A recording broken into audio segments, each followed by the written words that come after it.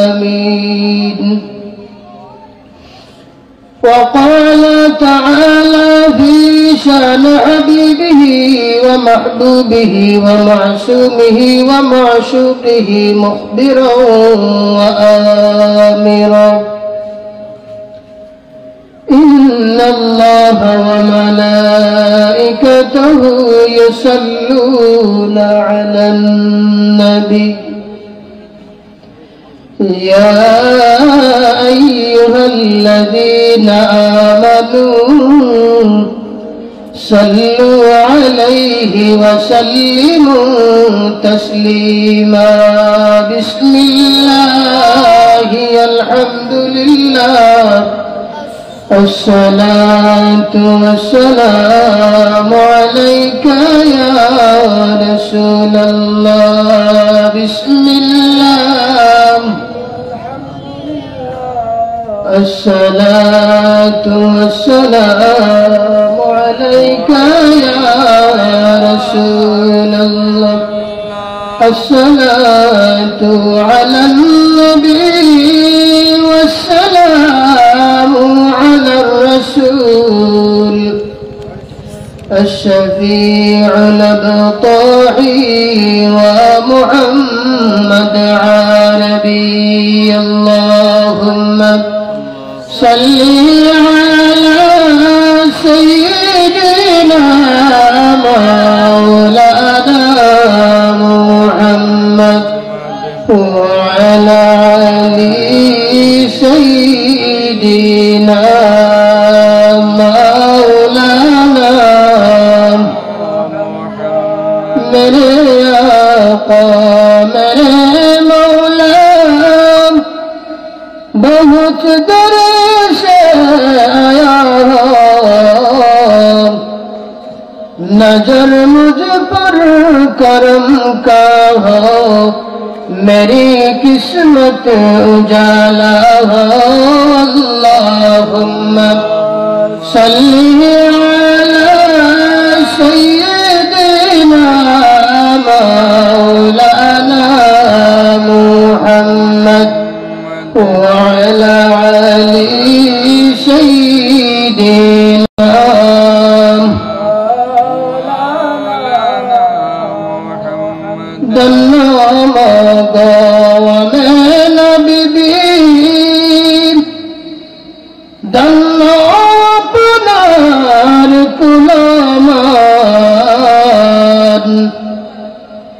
अपनार कुले तशरीफ अल्लाह रहमतल लिल आलमीन। अल्लाहुम्मा सल्ली अला सय्यिदिना मौलाना मुहम्मद वअला आलि सय्यिदिना।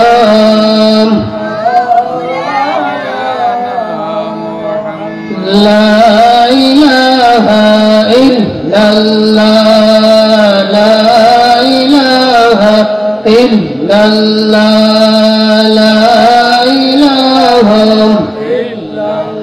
इल्लल्लाह इल्लल्लाह ला इलाहा इल्लल्लाह इल्लल्लाह इल्लल्लाह।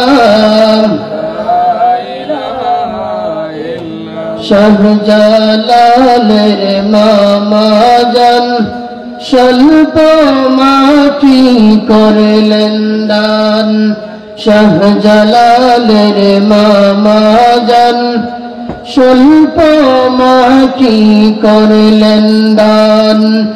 এই মাটিটা যেতে পাবে সেটাই তোমার বাসস্থান। ইল্লাল্লাহু ইল্লাল্লাহ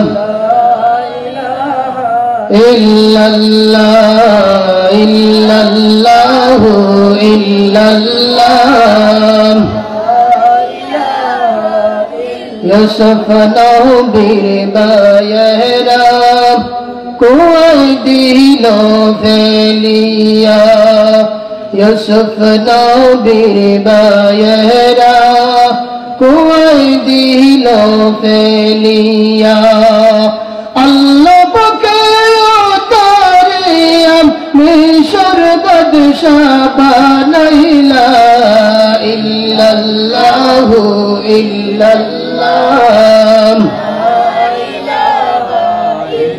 লা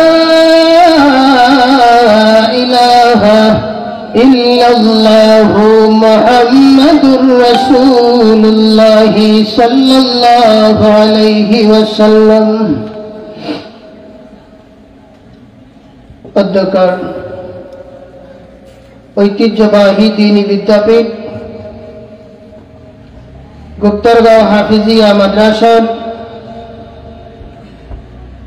৫৬তম বার্ষিক ইসলামী সুন্নি মহাসম্মেলনের সম্মানিত সভাপতি সাহেব,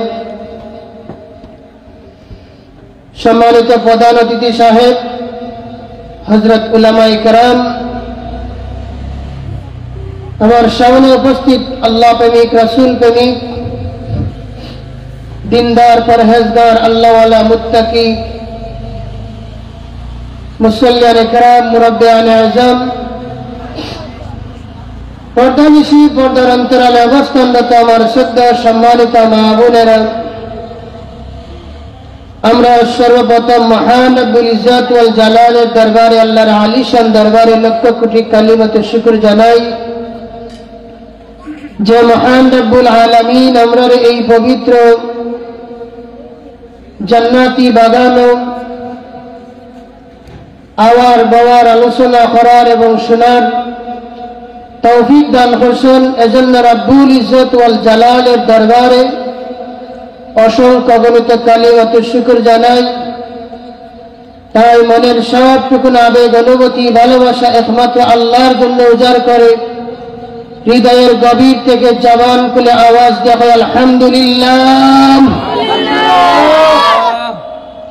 প্যারে হাজিরিন, তার সাথে সাথে আরো লক্ষ কোটি শুকরিয়া জানাই যে মহান রব্বুল আলামিন আমরা এই দুনিয়ার মাঝে পাঠাইছেন আশরাফুল মখলুকাত মানুষের অন্তর্ভুক্ত করিয়া।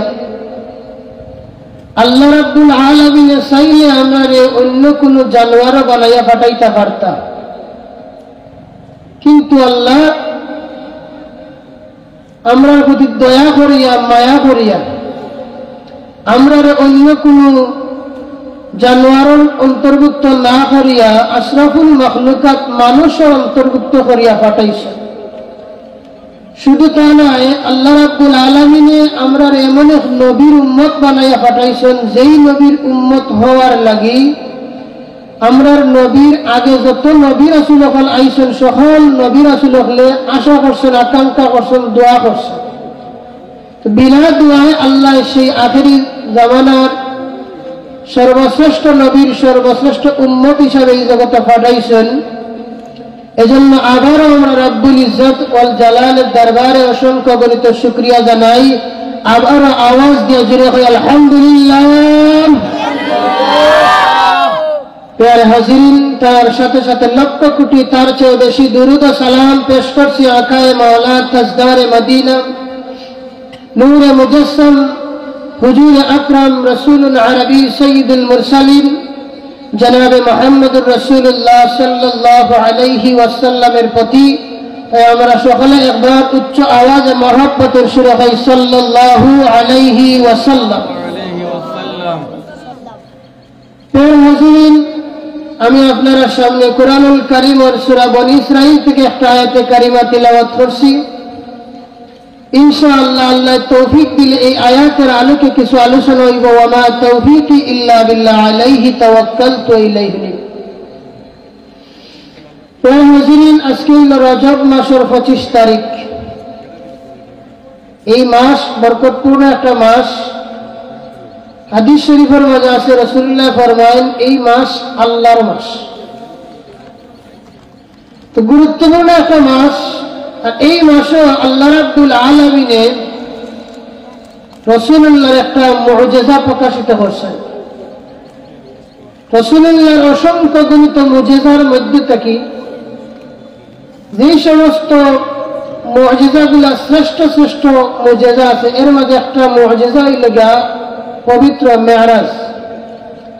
আর এই মেরাজ রাসূলুল্লাহর এই মুজিজা আল্লাহ রাব্বুল আলামিনে প্রকাশ ঘটাইছেন এই রজব মাসের 26 দিবাগত রাত্রিতে, 26 দিবাগত 27 রাত্রিতে।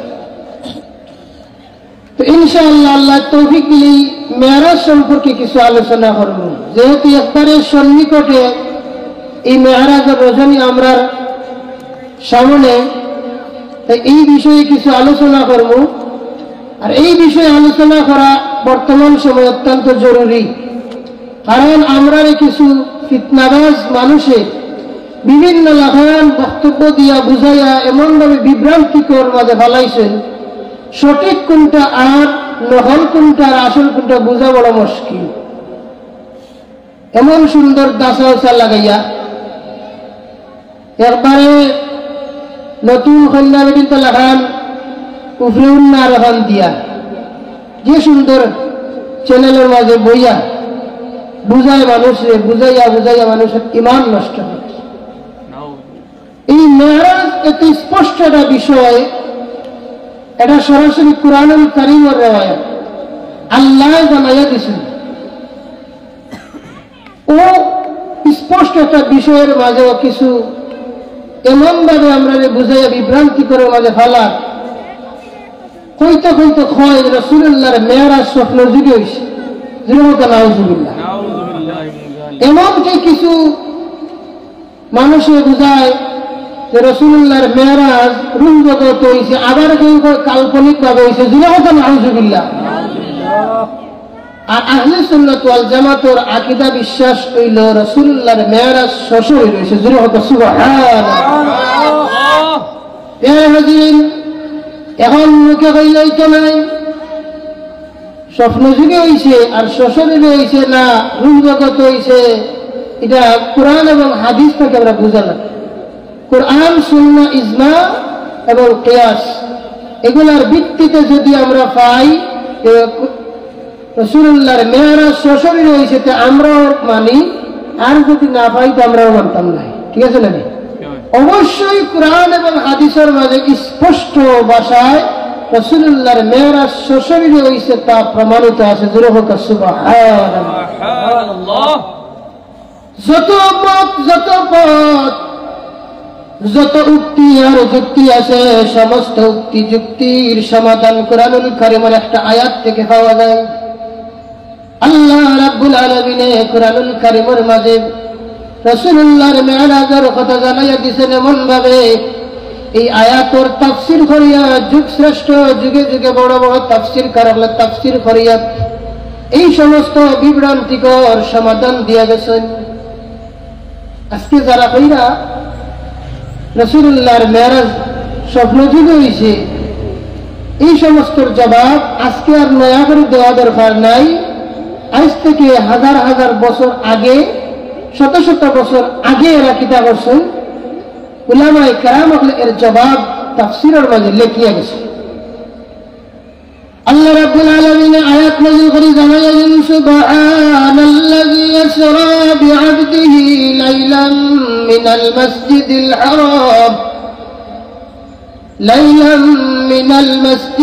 হারাম ইলাল মাসজিদিল আকসা الذي باركنا حوله لنريه من آياتنا إنه هو السميع البصير. سبحان الله. আল্লাহ এই আয়াতটা শুরু করলেন সুবহানা শব্দ দিয়া। সুবহানা অর্থ হল পুত পবিত্রময় সেই মহান সত্তা, আল্লাযী যিনি আসরা বিআবদিহি তার বান্দাকে ভ্রমণ করাইছেন লাইলান রাত্রি কালীন, রাতের বেলা ভ্রমণ করাইছেন মিনাল মসজিদুল হারাম ইলাল মসজিদুল আকসা, মসজিদুল হারাম থেকে মসজিদুল আকসা পর্যন্ত। এর বাদে আল্লাহ আল্লাযী বারাকনা হাওলাহু লিনুরিয়াহু মিন আয়াতিনা, আর যার আশপাশ আমি বরকতময় করিয়া রাখছি আমার নিদর্শন সমূহ দেখাইবার লাগে। জোরে হোক সুবহানাল্লাহ। ও আয়াত থেকে সকল উক্তি আর যুক্তির সমাধান পাওয়া যায়। যেই সমস্ত ভাইয়েরা রাসূলুল্লাহর মেরাজ স্বপ্ন দেখেছেন তারা দলিল এই আয়াতটা কি প্রমাণ পাওয়া যায়।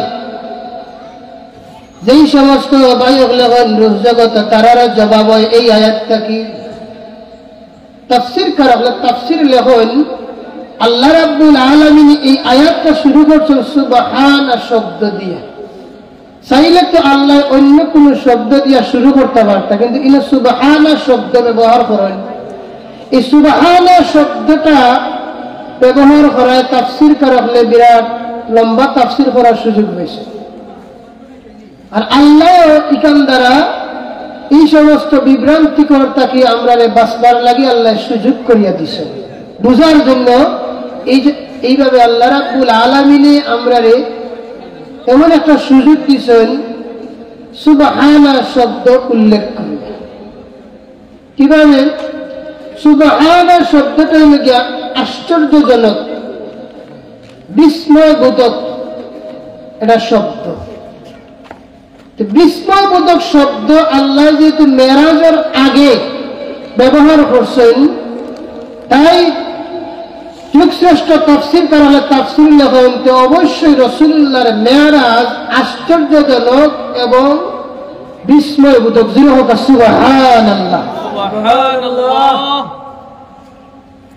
আর মুজিজাও হইব বিস্ময়বোধক।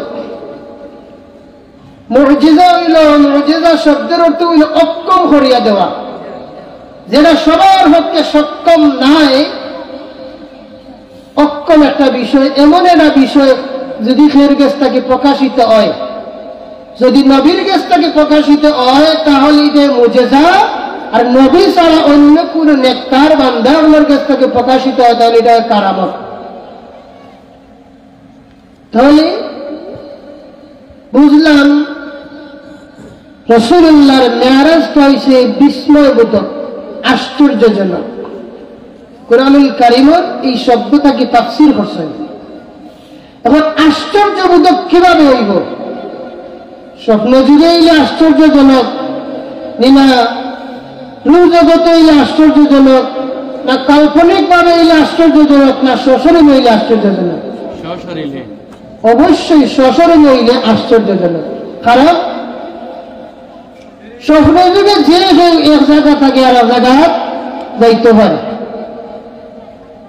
স্বপ্ন যুগে যে কোনো মানুষ এক জায়গা থেকে আরেক জায়গা যায়, নিজের ঘরের বিছানা ঘুমাইয়া ঘুমাইয়া দেখে লন্ডন যারগি, আমেরিকা যারগি, অথবা আসমানে দিউড়িয়া যারগি। এটা যে ক্ষেত্র দ্বারা দেখা সম্ভব, তাহলে এটা আশ্চর্যজনক নয়। এর বাদে অনেক এখন রূহ জগত, রূহ জগত, রূহটাও মুক্তভাবে আমরা সবার রূহ উড়ে বেড়াইতে পারে, উড়ে বেড়ায়। আমরা যে সময় ঘুমাই, প্রত্যেক মানুষ ঘুমানির বাদে মানুষের রূহটা তার দেহ থেকে বারোইয়া চক্কর দেয়, নানান জায়গায় যায়। তাহলে এটাও সবার জন্য সম্ভব, সবার রূহ বারোইয়া চক্কর দেয়, এটা আশ্চর্যজনক। রূহ জগতে এটা আশ্চর্যজনক নয়। আর কাল্পনিক ভাবে তার যে কেউ কল্পনা করি করি বহু দূরে পৌঁছিতে পারে। তো কল্পনা করি করি একবারে আপনার লন্ডনকে বাড়ি উড়ি বানাই দিছে, চান্দর দেশে যায় কি কল্পনা করি করি, এটা সম্ভব। তাহলে এটাও আশ্চর্যজনক নয়। আশ্চর্যজনক হইল কি? তা আশ্চর্যজনক হইল রাসূলুল্লাহ সশরীরে মেরাজ করেছেন। সুবহানাল্লাহ। এর কারণে আল্লাহ রাব্বুল আলামিন এই আয়াতের প্রথমে আশ্চর্যজনক শব্দ ব্যবহার করেন, আর তাফসীর করেন যে রাসূল পাক সাল্লাল্লাহু আলাইহি ওয়াসাল্লাম সশরীরে গেছেন। এর একটা প্রমাণ হইল আল্লাহ রাব্বুল আলামিন এই আয়াতের সূচনায় সুবহানা শব্দ ব্যবহার করেছেন। সুবহানাল্লাহ। এর বাদে আল্লাহ কইরা الذي أسرى بعبده ليلا من المسجد الحرام إلى المسجد الأقصى الذي যিনি আসরা ভ্রমণ করাইছেন রাত্রিকালীন বিআবদিহি তার বান্দারে। এখানের মাঝে আসরা শব্দটা ইসরা থেকে এসেছে। ইসরা অর্থ রাত্রিকালীন ভ্রমণ।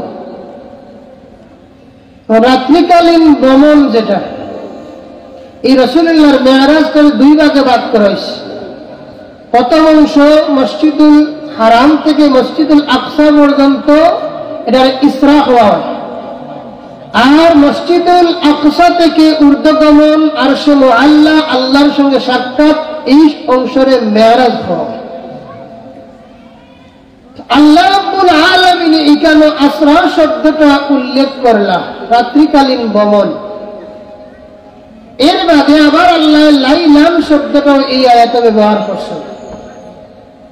লাইলান অর্থ রাত, লাইলান অর্থ রাত, আর এখানে লাইলান নাকেরা শব্দ আল্লাহ ব্যবহার করছেন। এখন এখান থেকে আসরা শব্দের তো রাত্রিকালীন ভ্রমণ, আবার এখানে লাইলান শব্দ উল্লেখ করলা। এর জবাবে মুফাসসিরিনে কেরাম আল্লাহ লেখেন আল্লাহ রাব্বুল আলামিন জানাইয়া দিলাম যে আমার হাবিবের মেরাজটা সম্পূর্ণ রাত জুড়িয়া হইছে না, রাতের সামান্য কিছু অংশের মাঝে হইছে। রাতের সামান্য কিছু অংশ, সামান্য একটা মুহূর্তের মধ্যে এই মেরাজটা সংগঠিত হয়েছে। কারণ লাইলান যে শব্দ এটা নাকেরা হিসাবে উল্লেখ করা হয়েছে, কেন লাইলান লামর দুই জবর আইছে, লগে আলিফ আছে। এই নাকেরা শব্দ আরবি ভাষার নিয়ম কায়দা অনুযায়ী যদি নাকেরা শব্দ ব্যবহার হয়, তাহলে এই নাকেরা শব্দ তার শব্দের অর্থ একাংশ প্রকাশ করে। অর্থাৎ লাইলের অর্থ রাত, সূর্য অস্ত যাওয়ার বাদটা কি সুবহ সাদিক পর্যন্ত সম্পূর্ণ দিনের রাত। এখন এখানে লাইলান শব্দ ব্যবহার করিয়া আল্লাহ হইয়া দিরা সম্পূর্ণ রাত জড়িয়া নাই, রাতের সামান্য একটা মুহূর্তের ভিতরে আমার হাবিবের মেরাজ সংগঠিত হয়েছে। জুড়ে হোক সুবহানাল্লাহ, সুবহানাল্লাহ। এ হাজিরিন, এই আয়াতের মাঝে আল্লাহ বিআবদিহি কইয়া উল্লেখ করছেন, আরো স্পষ্ট বিআবদিহির মাঝে। রাসূলুল্লাহর মেরাজ তাদের স্বপ্ন যুগে হইছে না, রাসূলুল্লাহর মেরাজ তাদের সশরীরে হইছে। এখান থেকে আরো স্পষ্ট বোঝা যায় বিআবদিহি, আল্লাহরা আমি আমার বান্দার, যিনি তার বান্দারে ভ্রমণ করাইছে। আল্লাহ চাইলে কেন রসুল হইতে পারতাম, নবী হইতে পারতাম। রসুল হইছেন না, নবীও আল্লাহ হইছেন না, বিআবদিহি তার বান্দারে হইছেন। কারণ আল্লাহ জানেন এমন যুগাইব কিছু মানুষে রাসূলুল্লাহর মেরাজ এইভাবে স্বপ্ন যুগে হইয়া মানুষকে বুঝাইব। এর কারণে আল্লাহ বিআবদিহি হইয়া উল্লেখ করছেন। বিআবদিহি হওয়ায় আরো স্পষ্ট হইল কিভাবে বিআবদিহি তার বান্দারে। এখন বান্দা কাকে বলে?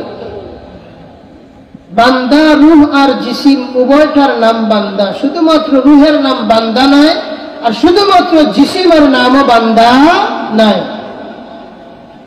কারণ শুধুমাত্র রূহ বান্দা হইলাম, বান্দা হইল যে ইবাদত করতে পারে, রূহ শুধুমাত্র ইবাদত করতে পারে না। আবার রূহ যদি বাড়াইয়া যায় কি, তাহলে জিসিমেও ইবাদত করতে পারে না। বান্দা যে বন্দেগী করতে পারে, তখন বন্দেগী ইবাদত করতে হলে রূহ আর জিসিম উভয়টার দরকার। খালি রূহে ইবাদত হয় না, আর খালি জিসিমের দ্বারাও ইবাদত হয় না। রূহ গেলে কি বাড়াইয়া এই মানুষটা কি ডেড বডি, আল্লাহ রাসূল করার কোনো ক্ষমতা নাই, আমল করার কোনো আর তৌফিক তার থাকতো না। এর বাদে আরো বোঝা যায়, যেমন আমরা বুঝি এক্সাম্পল স্বরূপ, আমার যে সময় কোনো মানুষ মারা যায়, এই মানুষের রূহটা যে সময় বাড়াইয়া যায়, তখন এই মানুষটা কি হয়ে যায়, মৃত হয়ে যায়, ডেড হয়ে যায়। এই মানুষ তখন আর এই মানুষ আর মানুষ থাকে না, রূহ আর দেহ দুই জায়গার যে সময় যায় কি তখন এই মানুষ আর মানুষ থাকে না, তখন তার নামটা পরিবর্তন হইয়া যায় কি লাশও। সব মানুষই সময় হয় লাশ, ছেলেও হয় লাশ, বাপেও হয় লাশ, চাচাও হয় লাশ, বাতিজাও হয় লাশ, সবে এক বাক্যে লাশ। এখন হটিলা কোনো শুনছেন নি আপনি? যখন তার বাপ মারা গেছেন, মারা যাওয়ার বাদে তার বাবার কান্দাত সে বইছে, এখন উঠকে যাওয়ার দরকার লাগছে, ইলাকেও কইছে নিজে ভাই আমার আব্বার কান্দাত বউ না, এই সময় ছেলে লাশের কান্দাত বউ আমি আইলাম। তার মানে মানুষের রূহ আর জিসিম দুই জায়গাত গেলে কি এই মানুষ আর মানুষ থাকে না, এই মানুষের স্তর পরিবর্তন হইয়া সেই যা লাশ। তার মানে আল্লাহ রাব্বুল আলামিন এখানে যে বিআবদিহি হয়ে উল্লেখ করছেন এর দ্বারা স্পষ্ট আমার রাসূলুল্লাহর মেরাজ রূহ এবং জিসিম উভয়টার সমন্বয়ে শোষণ হয়েছে। জোরে হোক সুবহানাল্লাহ, তাকবীর, আল্লাহু আকবার, রিসালাত, ইয়া রাসূলুল্লাহ, আহলে সুন্নাত ওয়াল জামাত জিন্দাবাদ, জিন্দাবাদ, জিন্দাবাদ, আহলে সুন্নাত ওয়াল জামাত। প্যারে হাজিরিন, তাহলে আমরা বুঝলাম রাসূলুল্লাহর মেরাজ সশরীরে হইছে না স্বপ্ন যুগে? সশরীরে।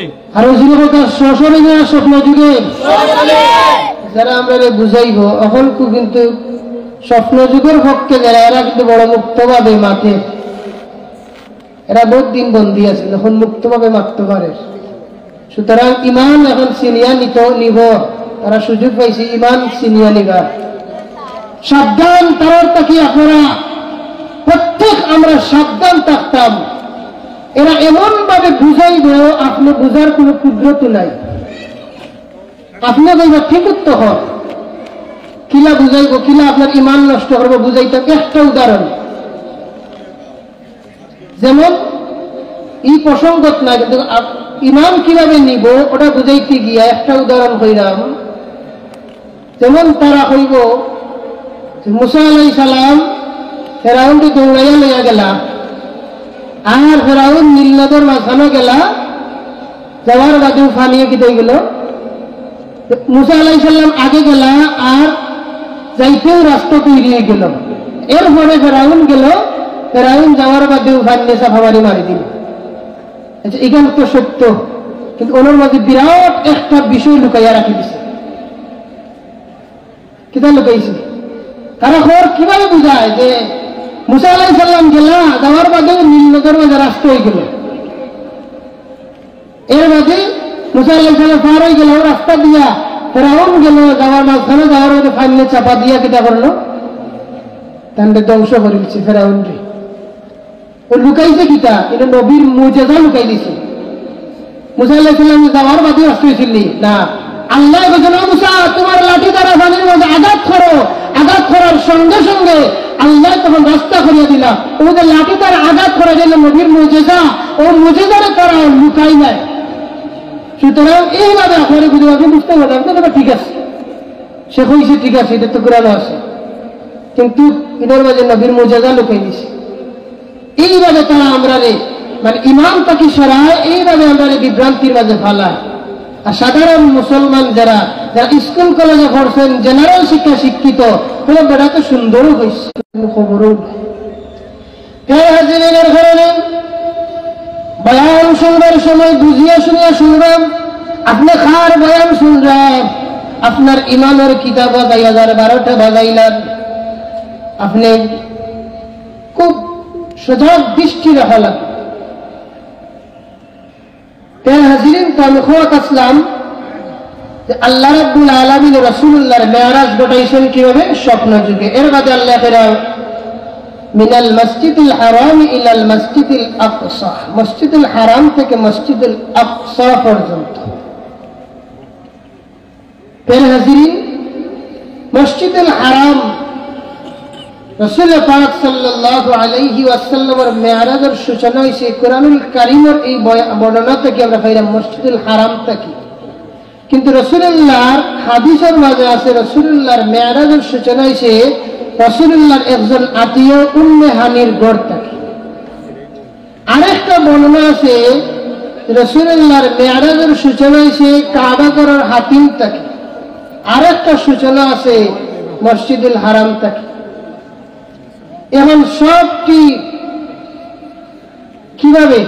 একটা বর্ণনা হইল মসজিদুল হারাম, আরেকটা বর্ণনা হইল উম্মে হানির গড়, আরেকটা বর্ণনা হইল শিয়াবে আবি তালিব তাকি, আরেকটা বর্ণনা হইল মক্কার হাতিম তাকি।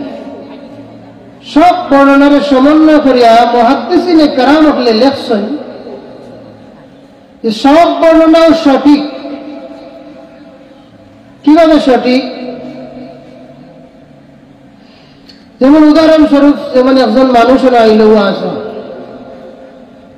ওয়াজ শুনিয়া সে বাড়াইয়া গেল, রাস্তা একজনে জিকাইল কই গেছিলাম, আমি ওয়াজে গেছিলাম। আরো কিছু জায়গা যাওয়া গেছে, যাওয়ার বাদে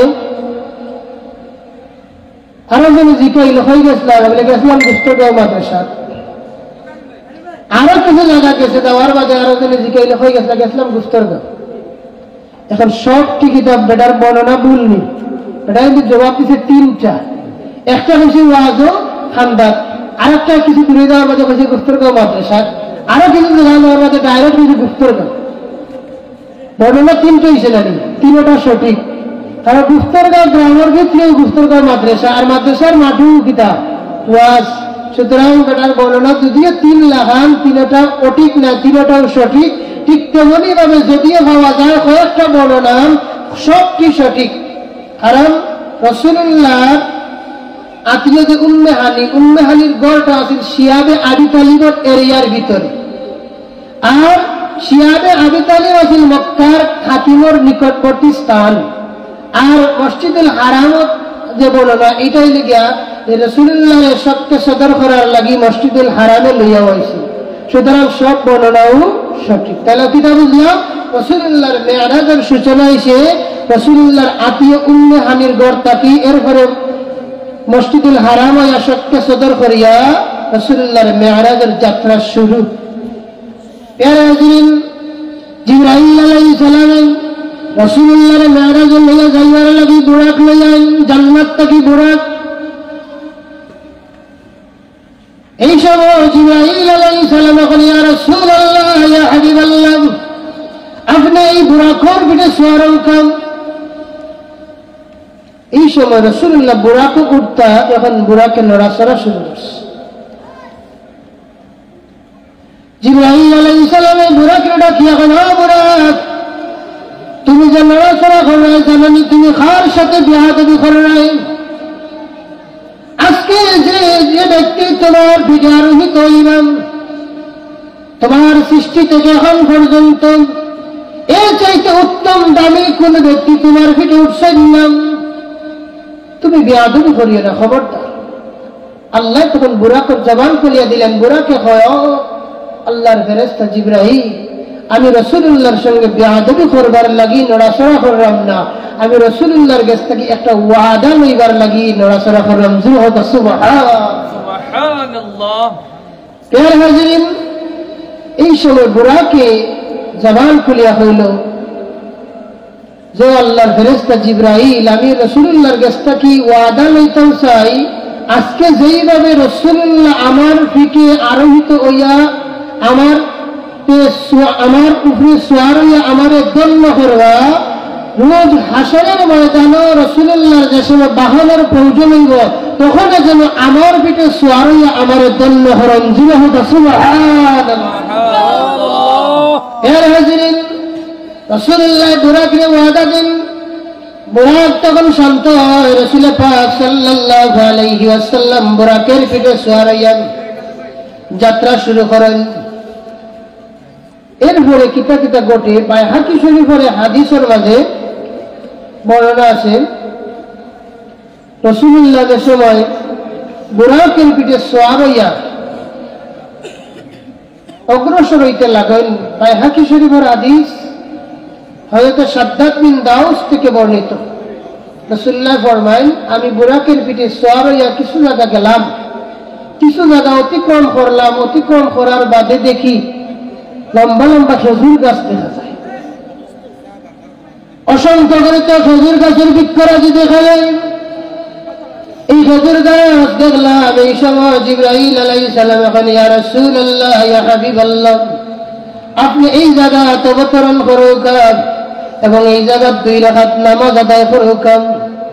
রাসূলুল্লাহ ফরমান আমি এই জায়গাতে নামলাম, নামিয়ে 2 রাকাত নামাজ পড়লাম। নামাজ শেষে জিবরাইল আলাইহিস সালাম এখন ইয়া রাসূলুল্লাহ ইয়া হাবিবাল্লাহ আপনি এই জায়গার পরিচয় পাইছেন নি, এই জায়গা চিনছেন নি? রাসূলুল্লাহ ফরমান ও ভাই জিবরাইল আমার তো পরিচিত নাই, আমার জানা নাই। জিবরাইল আলাইহিস সালামে পরিচয় দেন ইয়া রাসূলুল্লাহ ইয়া হাবিবাল্লাহ এই জায়গার বর্তমান নাম হইল ইয়াসরিব, ভবিষ্যতে এই জায়গার নাম হইব মদিনা, আর এই জায়গার মাঝে আপনি হিজরত করে আগমন করবা। সুবহানাল্লাহ। এরপরে রাসূলুল্লাহ ফরমান আবার বোরাকের পিঠে সোয়ারাইলাম, সোয়ারাইয়া আবার যাত্রা শুরু করলাম। আবার কিছু জায়গা গেলাম, যাওয়ার মধ্যে জিবরাইল আলাইহিস সালাম এখন ইয়া রাসূলুল্লাহ ইয়া হাবিবাল্লাহ এই একটা উপত্যকা, এই উপত্যকায় আপনি অবতরণ করুক, অবতরণ করে এই জায়গাতে আপনি 2 রাকাত নামাজ আদায় করুক। রাসূলুল্লাহ ফরমায়েন আমি এই জায়গাতে নামলাম, নামিয়ে 2 রাকাত নামাজ পড়লাম। নামাজ শেষে জিবরাইল আলাইহিস সালামে আগের মতো জিজ্ঞেস ইয়া রাসূলুল্লাহ আপনি এই জায়গার পরিচয় পাইছেন? রাসূলুল্লাহ সাল্লাল্লাহু আলাইহি ওয়াসাল্লাম জবাব দেন আমার তো পরিচিত না, এই জায়গা সম্পর্কে আমার জানা নাই। জিবরাইল আলাইহিস সালাম এখন ইয়া রাসূলুল্লাহ এই জায়গার নাম হলো সিনা উপত্যকা।